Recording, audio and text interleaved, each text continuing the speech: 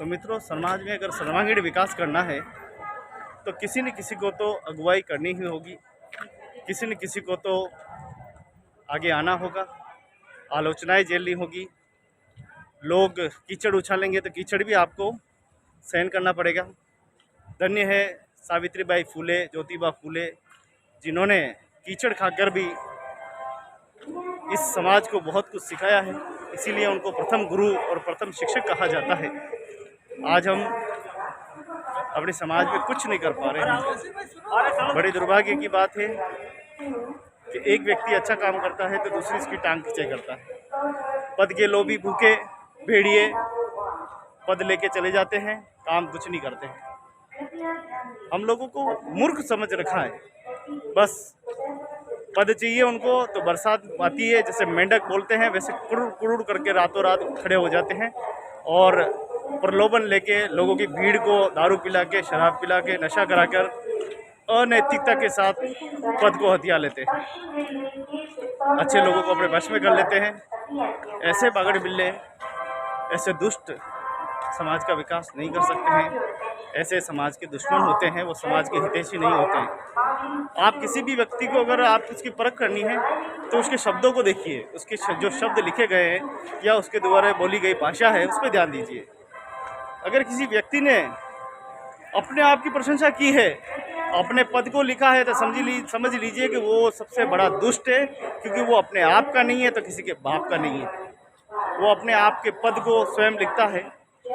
अरे स्वयं के पद को तो वो खुद ही जानता है, लिखने की क्या जरूरत है। स्वयं अपनी बड़ाई करता है, स्वयं अपनी आइडियो पे लिखता है कि मैं ये हूँ, मैं वो हूँ। ऐसे दुष्ट समाज के लिए नासुर होते हैं, दुश्मन होते हैं, और ऐसे लोग समाज को आगे नहीं ले जाते, समाज को पीछे ले जाते हैं, समाज का उपयोग करते हैं और अपने राजनीतिक पापड़ सेकने के लिए समाज का सहारा लेते हैं। आज वक्त आ गया है कि हमें जागने की आवश्यकता है। आज हमें समझने की आवश्यकता है। आज हमें कुछ करने की आवश्यकता है। अच्छे लोग आना नहीं चाहते आगे, और दुष्ट आगे रहे बिना रहते नहीं है।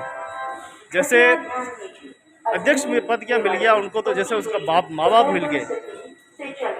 अपने आप को भीख में मिला हुआ पद भी लेकर अपने आप को ऐसे समझते हैं जैसे बड़े दानी हैं। दान में मिली हुई जिंदगी को भी अपने आप को समझते हैं जैसे सूरवीर है। काय के सूरवीरों साले, नीच पापी, पद के लोभी भूखे। तुम्हारा तो अंजाम यही होगा कि लोग तुम्हें वैसे ही बहिष्कार करेंगे, तुम्हारा तिरस्कार करेंगे, लोग तुम्हारी आलोचनाएं करेंगे, क्योंकि तुम्हारी कोई काबिलियत तो है नहीं। दूसरों के दम पे उड़ते हो, दूसरे मीटिंग बनाते हैं तुम मीटिंग कर लेते हो। दूसरों की रहमो करम पे जीने वाले लोमड़ी जैसी बुद्धि वाले लोग, तुम कभी जीवन में सफल नहीं हो सकते। हमेशा ठोकरें खाते रहोगे और डमरू की तरह हमेशा बजते ही रहोगे, और ये झनकार तुम्हारे कानों को हमेशा सुनाई देगी। और ये मेरी आवाज़ शायद तुम्हारी कानों तक पहुंच रही होगी, तो ये झनकार तुम्हारी जीवन भर तुम्हारे कानों में बजती रहेगी। मुझे बड़ी खुशी होती कि पद न लेकर एक समाज सेवी के पद पर काम करते।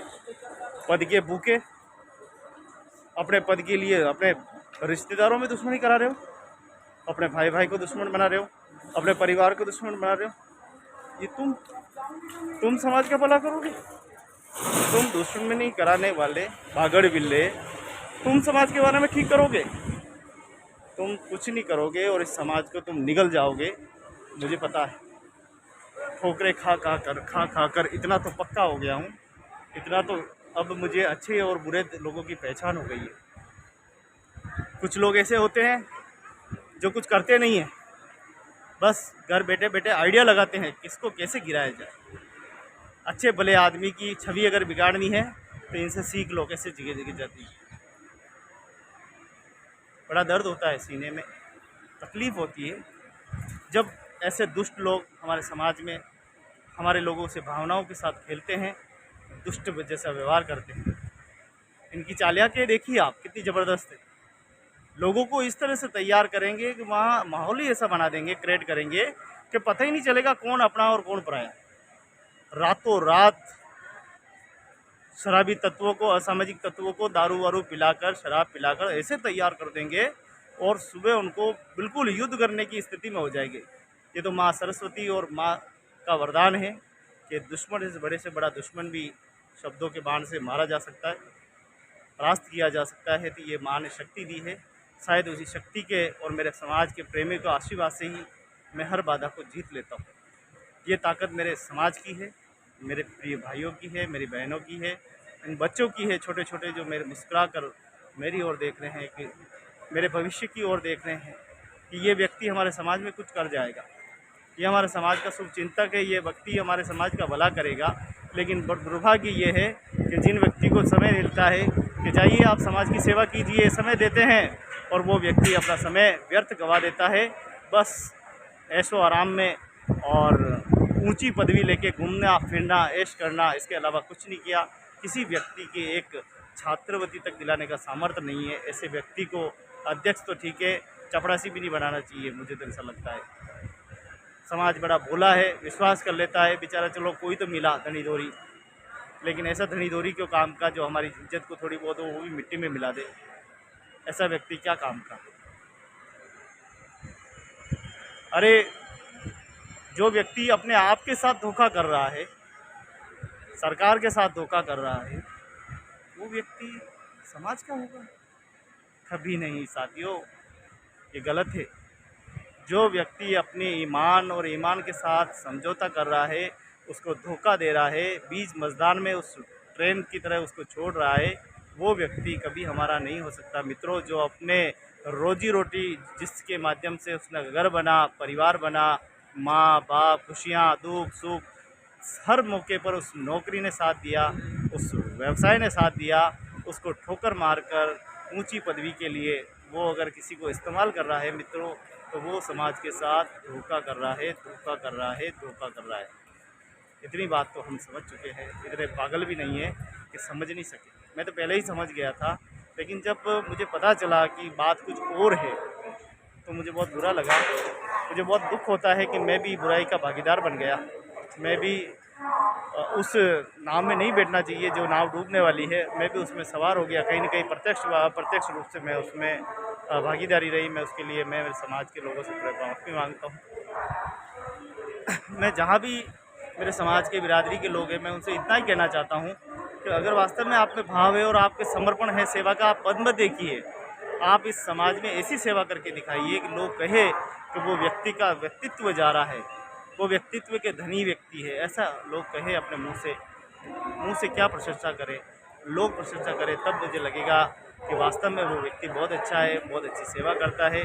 जब हम लोग प्रशंसा करें आपकी कि नहीं व्यक्ति बहुत अच्छा है, तब हमें लगेगा कि वास्तव में वो व्यक्ति अच्छा है। उस व्यक्ति को सपोर्ट करना चाहिए, उस व्यक्ति को हमें सहारा देना चाहिए, उस व्यक्ति को हमें मनोबल बनाना चाहिए, उस व्यक्ति को हमें आगे बढ़ाना चाहिए। लेकिन जो दुष्ट समाज और व्यवसाय जिसके माध्यम से आगे बढ़ा उसी को धोखा दे रहा, वो व्यक्ति हमारा कभी नहीं हो सकता। उसके शब्दों में भाव नहीं है। और मैं दूसरी ओर देखता हूँ तो पद के लोभी लोग पैसे के दम पे चुनाव लड़ना चाहते हैं। अरे समाज में कोई पैसा चलता है क्या मूर्खों? समाज में दारू पिला के नशा करके तुम जीतना चाहते हो? इस भोली भाली समाज को गुमराह करके 2 बोतल के 2 घूंट दे के तुम वोट देना चाहते हो? अरे तुम शराब पिला के क्या समाज के विकास करोगे? तुम तो समाज को उस नशे की तरह डुबो दोगे। पहले से तो हमारा समाज डूबा हुआ है, गरीबी रेखा में है, पहले ही तो शिक्षित नहीं है, और तुम और उसको नशेड़ी और शराबी बना के और इस बाजार में छोड़ दोगे। मुझे सब पता है। मैं अपने समाज को इस तरह से नशेड़ियों का अड्डा नहीं बनने दूंगा। हमेशा आवाज़ उठाऊंगा, जहाँ भी मुझे मौका मिला तब भी मैं दुष्टों के खिलाफ खुलकर बोलूँगा। और मुझे कोई ऐतराज़ नहीं है, लोग मुझे मारे पीटे धमके दे, मुझे कोई फ़र्क नहीं पड़ता।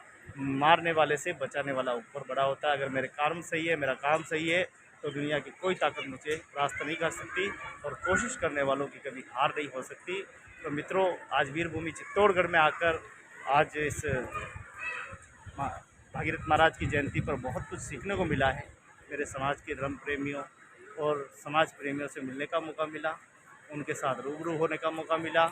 मैं हमारे समाज के बुजुर्ग और हमारे आज्ञावान लोग हैं, मैं उनका धन्यवाद और अभिनंदन करता हूं कि उन्होंने मेरी बात को समझा, स्मरण किया और मेरी बातों को तर्क समझकर उन्होंने अपना मत प्रस्तुत किया। ये मेरे लिए बहुत ही सौभाग्य की बात है। और मैं विश्वास दिलाता हूं कि मैं सदा समाज के इस पक्ष में विकास के पथ पर हमेशा अग्रसर रहूँगा और रहा हूँ। और आने वाले समय में अपने समाज के लिए कुछ एक बड़ा करना चाहता हूँ। अगर आप सभी का सहयोग मिला तो आने वाले समय में कोई भी बच्चा हमारा शिक्षा से वंचित न रहेगा, कोई भी परिवार गरीबी रेखा में दम नहीं तोड़ेगा और हम सब मिलकर हमारे समाज में जो रूढ़िवादी परंपराओं को ख़त्म करेंगे तो इन्हीं परंपराओं को ख़त्म होने के बाद एक नई क्रांति का उदय होगा और आने वाले समय में हमारे समाज की प्रगतिशील समाज बनेगा। इन्हीं भावनाओं के साथ आप सभी को कोटि कोटि अभिनंदन करता हूँ, कोटि कोटि धन्यवाद ज्ञापित करता हूँ। और मैं फिर दुष्टों को आग्रह करता हूँ कि आप अभी भी समय रहते सावधान हो जाइए, नहीं तो वो दिन दूर नहीं जब लोग आपका तिरस्कार करेंगे, बहिष्कार करेंगे और फिर आप किसी लायक नहीं रहेंगे।